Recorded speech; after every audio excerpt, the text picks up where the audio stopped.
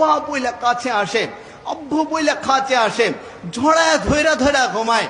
আপনি সন্তানকে না ঝড়ায় ধরলে আপনারও ঘুম আসে না। যদি আপনার মৌতের সময়টা চলে আসে, যদি আপনি মহিলা যান কোনো কারণবশত, এমনও তো হয় বাবা মহিলা গেছে, কিন্তু লাশটাকে যখন রাখা হয়েছে, ছোট বাচ্চা সন্তানটা লাশের পাশে শুয়া আর বাবাকে বলে, বাবার মুখটা একটু সরায় আর দেখে বলে, বাবা কেন তুমি কথা বলো না? মাকে চিৎকার দিয়ে বলে, মা আমার বাবা কেন কথা বলে না?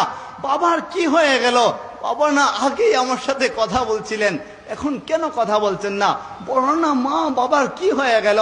এমন যদি হয়ে যায়, মুহূর্তের সময়টা চলে আসে, আপনার আদরের স্ত্রী রমণী ঘরের মধ্যে সারা দিন যে আপনার জন্য অপেক্ষা করে, বাড়িতে যখনই আপনি রাতের বেলা যান, স্ত্রী এক গ্লাস পানি আগায়া দেয়, আপনাকে ঝড়ায় ধরে, ওই স্ত্রী যখন চুকের পানি ফেলা ফেলা কান্না করবে, আপনার আদরের জনম দুঃখিনী মা ঘরের মধ্যে থাকে।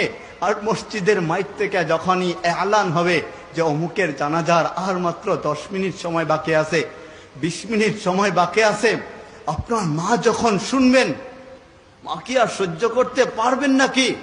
কান্নায় বুকটা ফাইটা যাবে।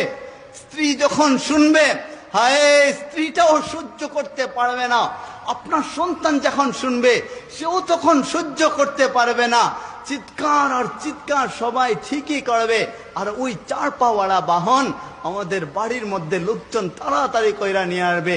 যদি বাড়িতে কোনো ভাই থাকে, দৌড়ায় দৌড়ায় বাজারে যাবে আর যায় বলবে, ভাইজান আমার ভাইয়ের জন্য, আমার বাবার জন্য, মায়ের জন্য দেন না কাফনের কাফন, আমার ভাইটা মরে গেছে, মা মরে গেছে, বাবা মরে গেছে।